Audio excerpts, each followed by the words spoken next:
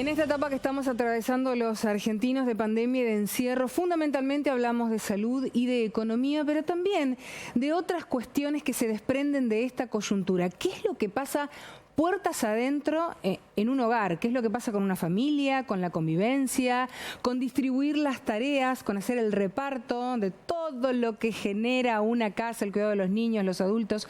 ¿Qué es lo que pasa con las relaciones de pareja, con el maltrato y con la violencia machista? Son un montón de preguntas que se las vamos a hacer a nuestra entrevistada, que es Elizabeth Gómez Alcorta, la ministra de Mujeres, Género y Diversidad del Gobierno Nacional. Hola, ministra, ¿cómo le va? Buenas tardes. Hola María, ¿cómo andás vos y el resto del equipo? Bien, bien, acá todo muy bien. Bueno, nos habrá escuchado, eran un montón de preguntas y de cuestiones a resolver, pero comencemos por lo primero. ¿Qué es lo que le dicen los datos y los relevamientos que tienen ustedes desde el Ministerio en este periodo, ¿no? Digo, de estos 4 o 5 meses que llevamos de pandemia. Bueno, efectivamente creemos que la convivencia obligatoria, nosotros decimos que hay una parte de la gestión de nuestra vida que se redujo durante un largo periodo, en muchos lugares ya no, a la vida privada, ¿no? Digamos, trabajamos en nuestras casas, nuestros hijos e hijas estudian, tienen que, digamos, no van a la escuela, entonces las tareas las tienen que hacer en nuestras casas, cierto tipo de ayudas, ya sea de personas a las que se contrataba para que cumplan algunas tareas, no las pueden llevar adelante. Esos apoyos que existen en muchísimas de las familias, que son esas abuelas en general, quienes también vienen, asisten, ayudan, acompañan, tampoco han podido estar en este periodo, y eso ha generado varias cuestiones que son de distintos órdenes. Por un lado, hay una recarga muy grande de todas esas tareas, esos trabajos que implican gestionar la familia, ¿no? Claro. Las familias, con las diversidades de esas familias que existen. Históricamente siempre esas tareas han recaído en las mujeres, y en un contexto como esto, en donde además pasamos a trabajar en nuestras propias casas, se acumularon nuevas tareas, nuevas actividades, se han corrido todos esos apoyos, nosotros decimos que eso ha generado una crisis de la organización social del cuidado. Esto tiene un impacto muy fuerte en las mujeres y en las disidencias. Es uno de los temas que no solamente ocurre acá, hay que decirlo que es uno de los temas que ocurre a nivel mundial, porque esos patrones que siguen sosteniendo que hay tareas que son para las mujeres y tareas que son para los varones, nos siguen atravesando socialmente, y es algo en lo que tenemos que trabajar. Elizabeth, una recarga de responsabilidades para las mujeres a cambio de nada, literal. De nada, exactamente. Y voy a decir un dato, digamos, más allá de la situación que se tendría que medir, pero como la encuesta nacional del uso del tiempo no se hace en este periodo, obviamente, podremos después usar algunas de las encuestas que se hacen, pero no en términos de censo. Los datos que nosotros tenemos en Argentina en general es que nosotras las mujeres usamos 3 veces más nuestro tiempo que los varones para esas tareas. En general el promedio en Argentina son 6 horas diarias para ocuparse de los hijos, de las hijas, de los adultos o adultas mayores, de una persona con discapacidad o que necesita en algún momento asistencia, hacer las compras, limpiar, cocinar y además gestionar todo eso, porque a veces uno no lo hace, pero busca quien se tiene que ocupar, se ocupa de eso, se ocupa de tercerizar parte de estas tareas. Entonces, esa diferencia que es de 6 horas a 2, son esas 4 horas de diferencia que yo siempre hago un cálculo que para mí es gráfico para que todo el mundo nos entiendan en las casas.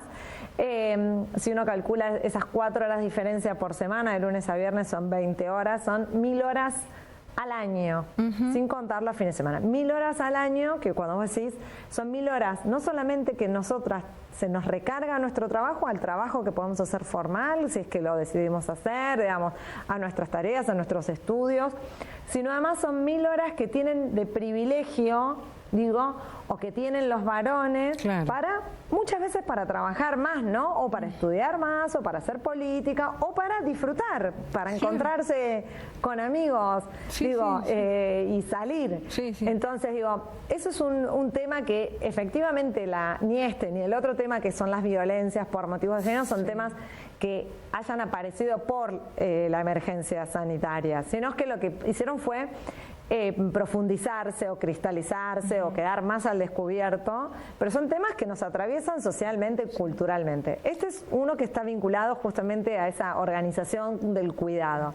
El otro está vinculado a las violencias por motivos de género, que las violencias, vos sabés, María, que no es solamente la violencia física, está la violencia psicológica, la violencia laboral, la violencia económica, la violencia obstétrica. Ahora, la violencia física en el ámbito de la casa, que es la violencia doméstica, obviamente que la situación del aislamiento, es decir, que esto, correr nuestra vida, en nuestro eje de nuestra vida adentro de nuestros hogares, ha generado más riesgos para aquellas personas que conviven con una persona violenta, con un agresor, porque hay una convivencia obligatoria, ininterrumpida durante mucho tiempo. Entonces, esta situación aumentó los niveles de riesgos respecto a las violencias por motivos de género, y sobre todo en el primer periodo.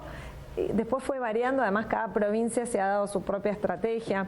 La provincia de Santa Fe se ha dado una estrategia muy buena para poder acceder a que las mujeres o las personas que están en esa situación puedan denunciar, abriendo otros canales para las denuncias. Claro, porque durante el primer periodo... escucho todo esto, Elizabeth, y ¿sabes lo que me pregunto? ¿Cuáles son las herramientas concretas que tiene una mujer que está en esa situación de riesgo, viviendo este hostigamiento, en el mejor de los casos, como para defenderse, protegerse ella, proteger a los hijos? Digo, en concreto la herramienta. Una es el llamado al 144, ¿no es cierto? El primer aviso. Primero, María, si hay situación de riesgo, si hay una situación de riesgo, el 911. Ajá. Eso es lo primero que siempre hay que decir. Si está en riesgo la vida de ella o de sus hijos o sus hijas, 911. Si lo que necesita es orientarse para ver qué puede hacer, en qué condiciones está de hacer algo, o incluso averiguar, es la línea 144. Y también la línea 144, en este contexto del aislamiento, la línea 144 es 24 horas del día, 365 días del año. El operador o la operadora que está del otro lado son profesionales de la salud, profesionales de la psicología, del derecho, que van a hacer una escucha atenta, que los van a orientar o las va a orientar, porque a veces puede no llamar la misma persona, puede llamar una amiga, puede llamar una hermana, puede llamar un vecino, una vecina, para consultar, conozco esta situación, ¿cómo puedo ayudar a tal persona? Y también lo que decía, que durante el aislamiento, algo que nos dimos cuenta es que a veces también se dificulta el llamado, porque quien está conviviendo con el agresor llama. Exactamente. Entonces ahí es donde nosotros incluimos un WhatsApp, que además no tienen el número, la identificación del 114, que es 1127716463. ¿Para qué? Para que lo pueda tener agendado de cualquier forma.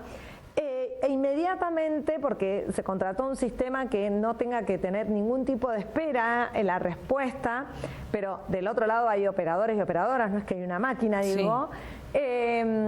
Lo que digo es que por un mismo canal pueden atenderse muchísimas consultas en simultáneo, va a ser orientada por esa persona, por una persona, porque esto es una de las nuevos canales que tuvimos que salir a pensar y a poner en marcha en el marco del aislamiento, justamente por esta situación que estamos haciendo referencia. Y sabés que la verdad que necesito decírtelo, pero creo que lo más importante es que también, además del número del 144, este WhatsApp que nos acabas de proporcionar, los mecanismos del Estado se accionan en forma rápida, porque el tiempo puede ser la diferencia entre la vida y la muerte de una persona. Totalmente. O sea, absolutamente de acuerdo. Claro, o sea, que alguien escuche y que alguien accione, que alguien responda, que alguien vaya, no sé, a la asistencia, no digo el rescate, pero al menos a la asistencia de esa mujer que está pasando por una situación verdaderamente difícil.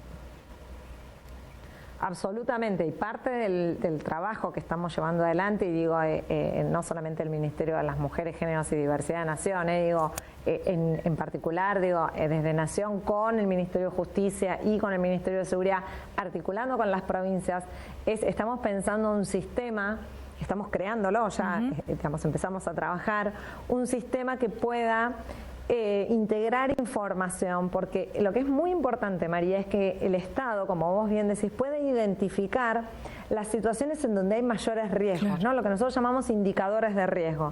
¿Por qué? Porque cuando vos trabajás con esa información y tenés esos indicadores de riesgo, vos como Estado podés prevenir, llegar a una situación, pero identificar que ahí hay una situación de máximo riesgo, y vos lo que estás haciendo en esa intervención es ni más ni menos que anticiparte y prevenir ni más ni menos que las violencias extremas, los femicidios, los travesticidios, que cuestan tanto después de tanto tiempo y de años de llevar adelante políticas. Obviamente que este gobierno ha dado un salto cualitativo y cuantitativo muy grande en términos de las políticas, sobre todo por la creación del ministerio, pero lo cierto es que durante años, por lo menos hace más de una década, los números y las tasas de femicidios se mantienen altamente estables en nuestro país. Entonces, sí, mientras por ahí bajaron algunos otros delitos, durante la pandemia bajaron algunos, los femicidios es como que se sostiene. Es exactamente así como decís. Eso indica que se trata de un fenómeno muy complejo que tiene una base cultural. Cuando en general la gente piensa que no hay, digamos, que no tiene, digamos, yo no tengo nada para hacer, alguien que está en un medio de comunicación o en un trabajo o en un área del Estado que no esté vinculado con las violencias o con géneros. Lo cierto es que todos y todas tenemos algo para hacer, digo, porque como se trata de un fenómeno que tiene su anclaje exclusivamente en lo cultural, cada vez que nosotras y nosotros trabajamos para desnaturalizar violencias, a veces violencias pequeñas, a veces violencias verbales, a veces esas violencias simbólicas que lo que hacen es reforzar estereotipos, cuál es el lugar que tiene que tener una mujer en tal lugar, o un varón en tal otro, si el varón tiene, digamos, en todo eso, que son las grandes transformaciones que tenemos que llevar adelante, son también donde vamos a ver, obviamente que en el corto plazo hay que llevar acciones concretas, pero en el mediano y en el largo plazo lo que nos van a poder permitir dar transformaciones culturales que son las más importantes. Bueno, nos queda mucho camino por recorrer y nos quedan muchas inquietudes todavía por charlar contigo, pero bueno, será para la próxima. Ahora te liberamos, que tenés una agenda ocupada. Muchísimas gracias por este momento, por este diálogo con Telefe Santa Fe. No, muchísimas gracias a ustedes y un abrazo grande. Gracias, buenas tardes. Bueno, hablábamos así con la ministra del Gabinete Nacional, ministra de la Mujer, el Género y la Diversidad.